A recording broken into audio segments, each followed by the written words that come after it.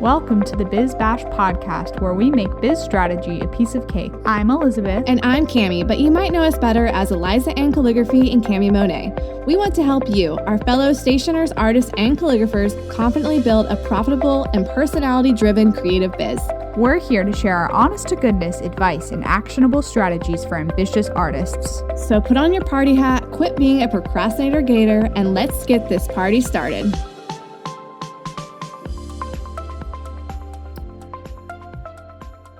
Hey y'all, welcome back to the Biz Bash podcast. Today we are doing our Q and Cake number 6. Obviously Q and Cake is our fancy version of FAQs. So we take the questions you guys submit over at bizbirthdaybash.com/Q and Cake, and then we answer them here for you. And we've got some good ones. These are like some solid questions today. So a lot of stationary ones. It's going to be really good to dive in. And do you want me to go ahead and just read the first question, or you want to read it? Yeah, let's do it. Dive right in. Go for it. Okay, here we go. This is from @Ivy and Linen Design. And she says, can you talk a little bit about the proposal process in Dubsado? Do you do some back and forth with the client before presenting their proposal to them? Especially if you have to set it up to go directly to the contract and invoice after they submit the proposal. I'm trying to set up my processes to make the client onboarding experience as seamless as possible, but logistically feel like it isn't as simple as I am wanting it to be because every client is so different. Yep. Yep. No, I'm laughing because what Ivy and Linen Design is asking is, we kind of touched on it during Q and Cake number 5 a little bit because we had another person ask about workflows. But I feel like kind of at the end of the day, like the proposal process in general for custom wedding stationery just is not going to be super streamlined if you're doing something different for every client, which most of us are. Because they have like different ideas. And it's a little easier if you have a semi-custom collection, or you have very specific envelope colors, or, you know, you only offer a certain select types of paper or this or that, which they have to choose, and then you could kind of whip up a quote quicker. But when you're working with clients who want something truly custom, and if that's what you're offering, you kind of have to come to terms with the fact that there's going to be a lot of things that like change for every person. So unfortunately, it's not this like beautiful, seamless process. Like I still feel like mine isn't. I'm glad that I have it to where it is, but I don't know. Like, I don't know if I can make it better, if that makes sense. Mm-hmm. I feel like I can really answer this question good, because this was something I really struggled with at the beginning, was making it streamlined and simple and easy for me and easy to understand for the client. And I think I just had to like let go of the fact that like I am not going to be able to make a package of 100 invitations because, you know, the price doesn't like change like in a relative way for 100 to 75. Like it just like there's so many other factors at play. So I was like, okay, I'm gonna have to let go of the fact that it's not gonna be a package deal. It's not gonna be like the same for every single person kind of thing. And that's why, you know, we talked about my pricing is more like straight across the board. It's the same for every client. That's why it's higher priced, because I just kind of bank on the fact like I don't know what they're gonna ask me. And I do only use 2 paper types. So there really is only 2 paper types. Right. But with watercolor, like I'm not trying to offer letterpress or foil. Typically, that is an option that we can add on later down the road. But when I'm setting up a proposal, I'm giving them like, this is like the basic thing you're totally going to need. And, you know, if you want to upgrade to the 240-pound paper or whatever, here's the cost of that. And I might put that in parentheses, like within the quote itself. But for me, I will kind of did my all-inclusive pricing, and I have the pricing sheet that Elizabeth made that I use to figure out my actual costs, because I'm using the same paper every time. And anything additional to that would just be on top of the initial proposal I sent, if that makes sense. But I am still building out a proposal for every custom client. So the process is the same, but I still have to like, you know, do it manually, I guess. But yes, because we talked about this in Q and Cake number 5, as we don't like having stuff on auto because we don't want to accidentally send something that's not supposed to go out. Yeah, and I think doing a proposal on auto would be very difficult because it would be like all these numbers having to work together. Like if they're like, oh, I want wax seals, but I only need 35, you know, like, I don't know. There's just a lot of like different quantities. So really all I need to create a proposal is a quantity and like what they need. which, like, do they need a map and a save the date and invitation? They just need an invitation, RSVP details card, and the quantity. And I can pull together a quote from there. And like, I tell them up front, like, this is just a proposal. This gets you booked and in the door. But if anything changes, we'll just add on to that as we go along throughout the process, which happens 99% of the time. We end up adding on to it throughout the process, which is totally fine. And I think that's just going to be like the nature of it. You have to kind of be flexible with it. And that's what's worked the best for me moving forward, rather than me being in my head about creating packages and making it as streamlined as possible. So, right. Cami, how much do you converse with the client, like via email before sending a proposal? Oh, I don't have any conversation via email before sending the proposal. So they would fill out the custom invitation questionnaire, and then I immediately send the proposal, contract, and invoice to them all in one. Okay. And so you find out that answers enough things for you, because I think for me, since I do offer like more printing methods, like the letterpress and the foil, and sometimes they select, they're not sure which one they want. Yeah. Like I have to open up that conversation via email beforehand, or I try to schedule a phone call with them. But you've had awesome success with the fact that you just straight up send a proposal. And I think that's kind of like the whole, like, we want it now generation, I know. But like, I do have the option, so they could select, oh, I'm interested in foil printing. So if like when they put their budget that it's a higher budget, I'll just include that as a line item in the invoice. But if they're like, their budget's lower and I know the foil printing is going to blow it out of the water, I'll just put it like within the description of it and be like, additional upgrade foil printing for this much, so they know how much to budget. You know what I mean? Okay. Same with like vintage postage. Like I just put it as a line item, but I put 0. And then in the description, I would just put like estimated cost for budgeting purposes. This price may vary depending on sweet weight, what stamps we use, just so they have an idea. Because I find like a lot of clients, that's so smart, right? Just want the idea. Instead of actually adding it into like the finance section or whatever, like the numerical section, you put 0, and in the notes you put like vintage postage, it'll be $1,000. Yeah, I'm like, this is an estimate just for budgetary purposes. We'll do this later on in the process. That way they're not like, if they paid it up front and then they decide down the road, then I don't have to like refund them. Because I always do like later on in the process, like choosing the postage and different price points. So I don't even know what it's going to be until we kind of get to that point. Yeah, that's really smart. I like that though, because it's hard for me to describe to people. Like when I send them a proposal, I try to make it very clear, like add-on, optional. I'll write it in all caps, but that number is still in the math, so it shows up in the total. So then they kind of like panic. They don't end up having a conversation with me about like, okay, let's remove this or that. Like that's the biggest thing, is like actually getting people to have a conversation without with you. The sticker shock kind of thing. Without the sticker shock. Yeah. Right. So I really try like that approach to it. With the 0. And then it's like, oh, you address what they asked for, but you are like, you can still get by with this bare basic package or whatever without all the add-ons. Right. So. Now that I finally got a hold of that one girl who contacted me again after being MIA, maybe instead of replying to her email, I'll just send her proposal and be like, based off what you checked off, like here's that's pretty much what I do. And let's go from there. Yeah. Yeah. See, this worked out perfect. Now we had our own little brainstorming sesh. Yeah, exactly. And so to answer your question, Ivy and Linen Design, Cami does have it set up where it goes directly to the contract and the invoice, right, Cami? Yeah, it's like all after in one. You send the proposal. It's the proposal. They say yes, it goes to the contract. They sign it. They pay their invoice, and I have it ready for the 50% retainer right there. And honestly, it's worked really well. I was doing that for a while, but I was afraid that it was scaring people, and that's why people weren't having like a conversation with me.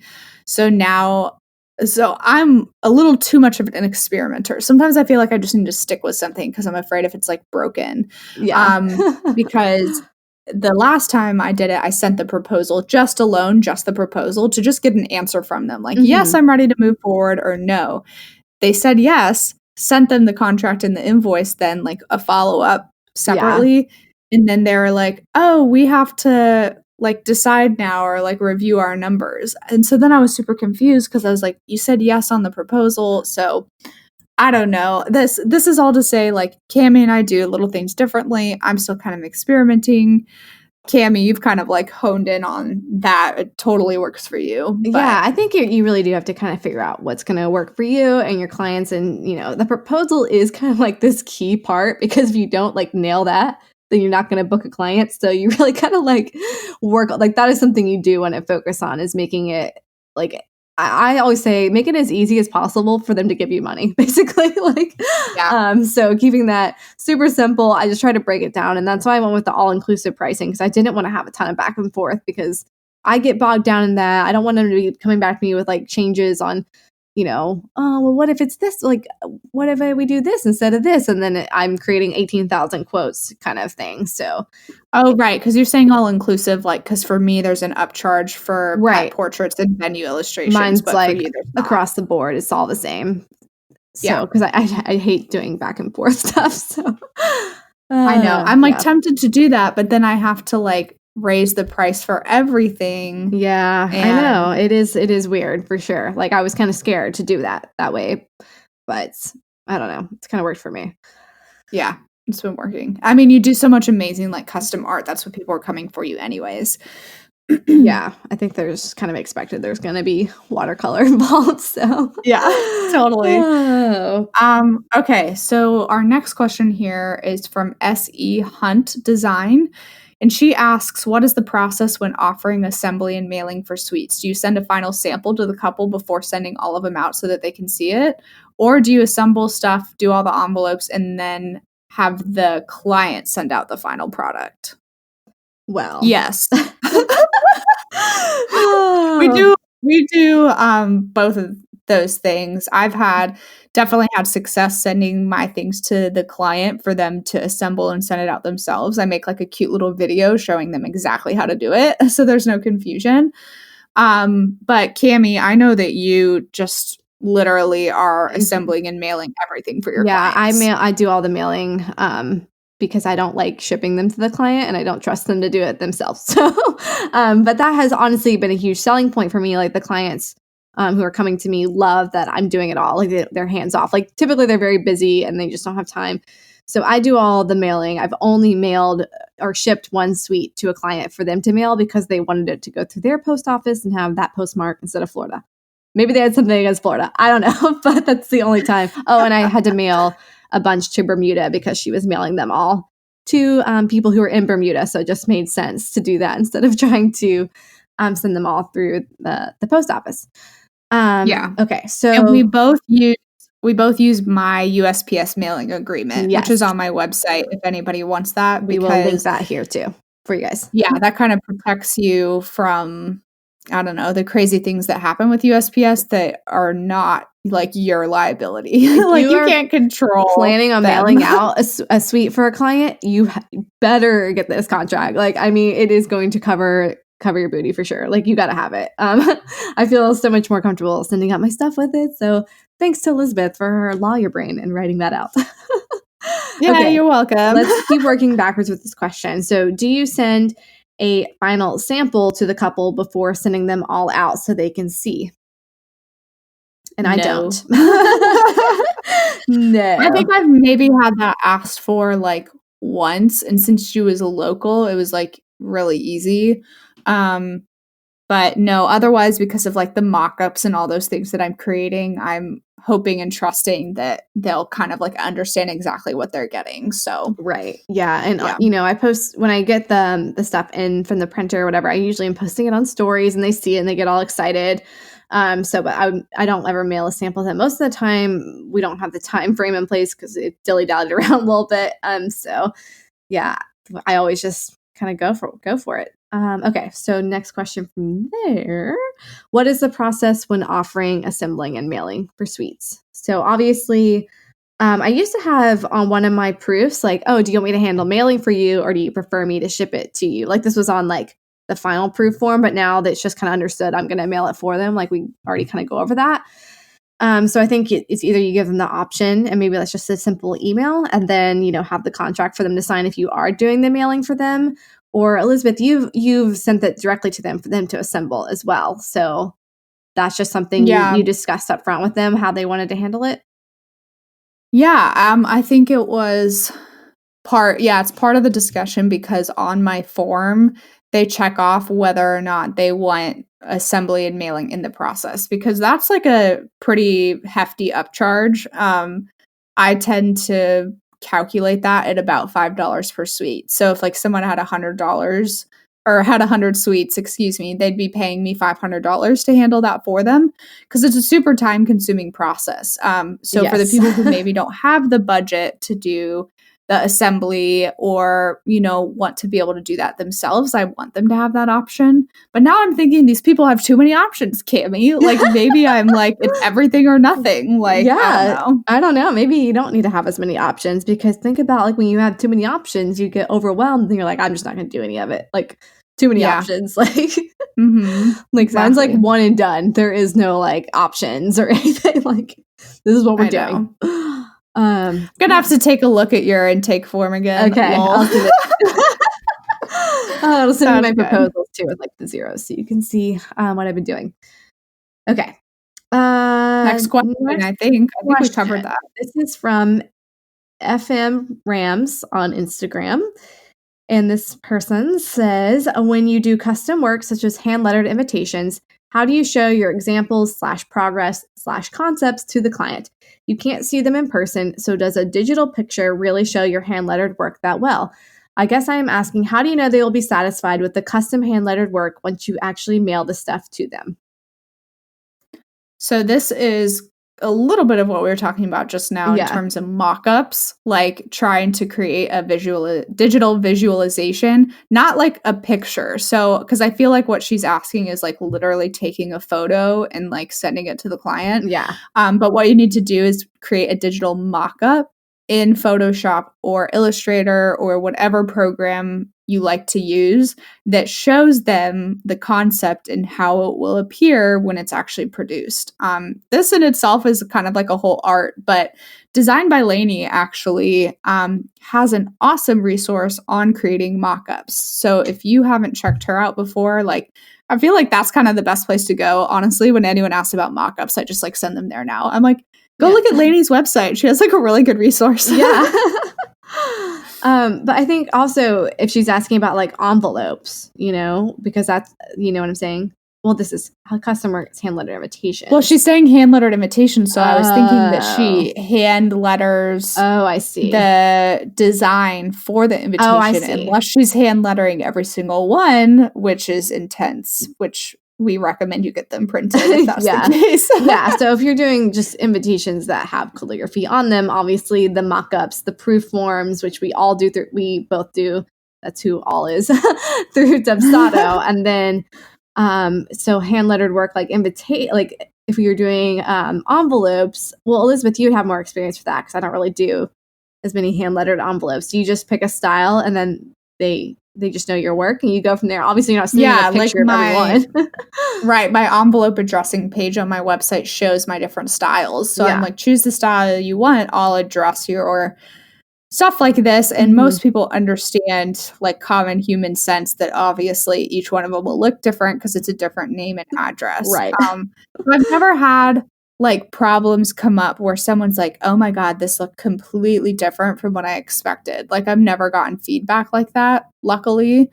I did do you remember back in the day, Cami, when I had someone come back and say, I don't understand why this seating chart wasn't framed. And I was like, because we never talked about it being framed. I was never in a mock-up or anything. Like, yeah, because I send sketches and mock-ups, and like even back when I did wood signs, I sent sketches and mock-ups as well. And so someone has to just be on a completely different like brainwave to like get that mixed up. But mock-ups is like that's going to be your saving grace once you start digging in a little bit more with Photoshop and Illustrator. Right. And then just building up the trust with the client. Like they're going to know that they're going to get something amazing from you, like they just trust you to do something awesome. So that just takes a lot of time and experience and, a lot to build that. Like, I think I'm really just now getting to the point where the client's like, okay, I trust you to do whatever you want to do for the day of stuff. And they're just like, I don't know. It's just taken a while to get to the client trust part where they're not so like micromanagey, and there's still a lot of that going on too. And just how do you deal with that? But that's a whole nother discussion. Yeah, I know. It's very, very true. Oh, okay. So hopefully that kind of answers it. Main thing to take away, go see Design by Lainey's stuff. Yes. She has a great tutorial. Okay. Next one. This is from Julia K Calligraphy. And she's asking us, how do I get my name out there? I started in November. I feel that my custom wedding invites are good, but I have no clients. I just have no clue how to get my name out there more and to get more bookings. Right now, everything I'm doing is for advertising and growing my business. And I feel like I'm putting a lot of money in without much return, which is frustrating. I just want my business to take off so badly. Girl, we've been there. We get it. It's hard. We all share the struggle. I'm like so curious about where she's putting money into for advertising, because I feel like that's going to be like a huge way, like how I would answer the question. You know what I mean? Because I don't know if I've ever paid for any kind of advertising, like I'm like, you know, the Wedding Wire, the Knot, those kinds of things, like any kind of paid ads, paid Instagram ads. Never done anything like that. So, but in my experience as an observer, I have not seen a ton of people get, you know, a ton of actual leads and clients who will pay from those. So like, I don't know how well those actually pan out. Let's see, I'm really putting a lot of money in. And then, okay. We did talk about the fact, like, Julia, we went ahead and took a look at your Instagram account. And out of, I think, like the past 10 to a dozen posts that you've created, there's maybe 1 or 2 that are of wedding invitations. And if that's really what you want to be getting people's attention for, you need to be posting a lot more images of wedding invitations specifically. And even I had to make this shift in my business recently. Like Instagram now, all envelopes, all invitations, all calligraphy, like the things that I'm offering and that I really want to get work for. That's what I'm showing off on my Instagram account. Like skip the variety and just go for the one thing that you're like, I need to grow this part of my business and just post that. Like right now, I've only been posting wedding invitations as well, pretty much. And, you know, no products or anything, like people probably don't even know those exist. But my wedding invitation side of my business has skyrocketed because of the more exposure it's been getting. You know, I've been like really honing in, niching down on just the custom wedding invitations. So that's like, yes. And like, if you look at, for example, Suze Cunningham is a calligrapher I follow. She's really amazing. She's been doing this for like 26 years.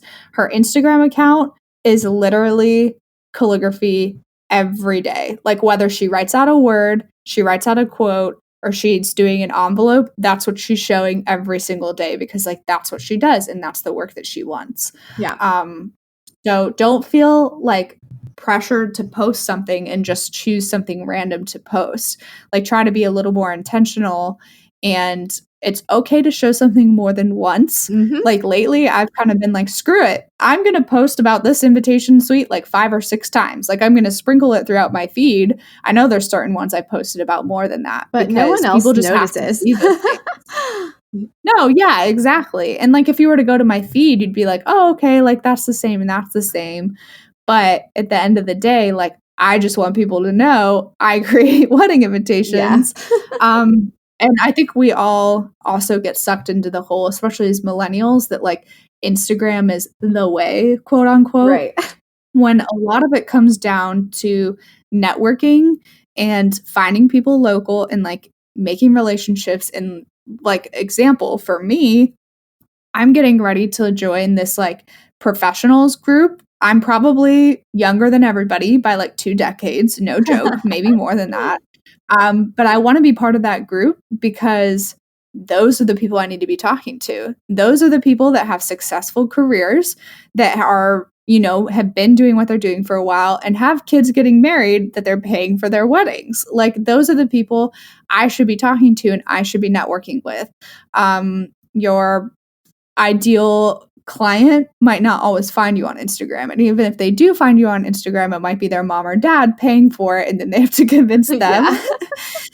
So this has kind of been like my aha moment lately, is I'm like, how much good is Instagram doing me for getting clients, right? Does a lot of good for community with people in the industry, but I still get people that select, that they found me on Instagram all the time. So I'm like not giving up on it. And I mean, obviously, one of the huge ways we get clients is Google. I mean, for me, we've talked so much about the importance of SEO, and that's something that you put in a little bit of work now and the efforts pay off way more in the long run. So getting started on that early and taking ownership of your SEO and your keywords. And we have a SEO cheat sheet available through our Business Sense for Creatives webinar. So you can go purchase that at bizbirthdaybash.com to get that. But we have a whole video webinar about how we market and find clients that would go way more in depth than anything we could explain on here.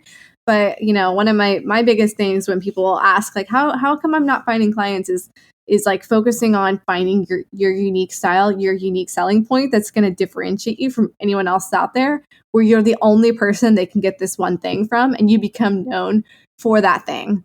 Like there's so many of us doing wedding invitations, but we all have our own like different kind of style, look, aesthetic that we bring to the table, and just like honing in on that like crazy is going to just like make you stand out a little bit more above the rest. Yeah. Agreed. That was a great way to end that answer. And yeah, just give yourself time and some grace. I'm sorry, I know we ended it, but I just felt like I need to say this. Like, it does take a little bit more time. It's not overnight at all. And like, we're not like, me and Elizabeth aren't working with like 1,000 clients a year or anything like that. So just, trust the process. I say that to people who are like trying to get into weightlifting and something. Just trust the process. It'll be fine. So that's my advice. Perfect. Love it. Okay. So the last one, you go ahead and read it. This one is from Santa Fe Art Tours, and she says, I would love to hear about drop shipping products versus shipping them yourself. I ask because I often think about introducing products, but I don't want to deal with managing inventory or shipping. However, I imagine that the profit margins are higher if you ship yourself. It looks like you do a little bit of both, Cami, and I'd love to hear about the back-end rationale behind this approach. I'm not sure how you handle shipping, Elizabeth, but I'd love to hear from you too, if you have insight to share. I'll let Cami talk about this. So yes, I do both drop shipping and inventory management, like within my office where I ship my own things. And it all comes down to what type of product it is. So pretty much the only things I drop ship are mugs and tea towels. And the reason why is because I don't want to order a ton of inventory and have it stuck in my office. I hate ordering packaging for shipping mugs. It's just like a whole nother thing. Like in order for that to be truly profitable for me, I'm going to have to order like 1,000 mugs. And I have 50 or 60 different mug designs. So that's just a lot of inventory to keep in stock, as well as packaging. And I don't want to take the time to do that. So anything like that, I drop ship. And yes, it is a smaller profit margin, but to me, the time I save is, and the money that I don't have to invest in up front, balances out the fact that I am like not making as huge of a profit because it's only, a couple more dollars, and that's really okay for my like brain space to not have to do that. And then things like art prints, greeting cards, enamel pens, those I order myself. It's a lot easier to store an art print than it is a mug. So I have those myself and kind of have streamlined shipping. Like I know how much everything weighs. I have the same packaging for all of it. So it's a lot easier than throwing in mugs into the mix. So that's kind of what I do with that. And then I use ShipStation for printing all my shipping labels and managing all my orders. And then, of course, Etsy has their own shipping system set up. But ShipStation has been my saving grace for sure. I love ShipStation. Highly recommend. Yeah, I love ShipStation too. I use it and I'm not doing the volume of orders you're doing, but even just for like shipping the occasional thing, like I love being able to put my order in there and like print out my Dymo label. And my situation's a little more unique because the company I work with for my wax seals handles all the shipping. So all I have to do is put that information on a spreadsheet for them to, grab and do it for me, which is awesome. So yeah, I don't have like products that I'm currently shipping. Working on a collection for something, I'll be shipping those. But yeah, that's still a ways out. Yes, I think it just comes down to product type. And are you like, do you have the space to store the inventory you need? Do you have the capital up front to invest in ordering things in bulk versus one off at a time?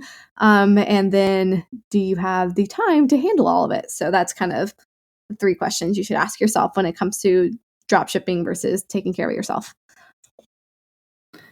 Yeah, that's perfect. Awesome. That's a nail on the head answer. Nailed it. I love it when we're just like straight into the point with like our Q and K episodes. It makes me so happy. Oh, okay. So I think we have wrapped up this amazing episode of Q and Cake number 6. And if you guys have other questions that you want to ask us that we can answer for you, you can just go to bizbirthdaybash.com/Q and Cake and answer them there or ask them there. Answer your own questions. Answer your own question. Goodbye.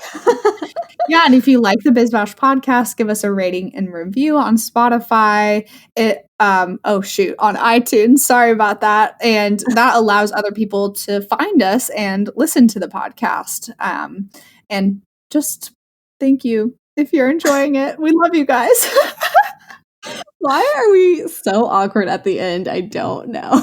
We're awkward and it's time for lunch, which always happens. So I know. I just told Elizabeth, I was like, I need a snack. And she was like, well, how big of a snack? I was like, what does it matter? I was like ready. How big my snack is. I was ready to record the next episode. So like a big lunch-sized snack, you know what I'm saying? Now you can go have as big of a snack as you want. All right. I'm going to go have a snack now. Okay. Bye. So long, King Kong. Hey there, fellow stationers. Are you creating custom invitations and still sending a lackluster contract that's hacked together with Google searches and generic templates? We've got you. We've created a custom stationery contract written for stationers by stationers, and it is lawyer reviewed and approved. #LegalRockstar. The custom stationery contract covers every stationery snafu, protects you and your client's interests, and sets up an expectation of professionalism. We've combined our previous contracts as well as years of experience to bring you a contract that covers your booty and your biz. So become a put-together pro and breathe a sigh of relief knowing that you have a contract that is easy to understand and avoids confusing legal jargon. The custom stationery contract is only $227, which is half of what you'd expect to pay anywhere else, and it's written by 2 gals who have seen it all. Spoiler alert, it's us. It's time for you to do things right. Go to bizbirthdaybash.com/contract to purchase and download your copy today.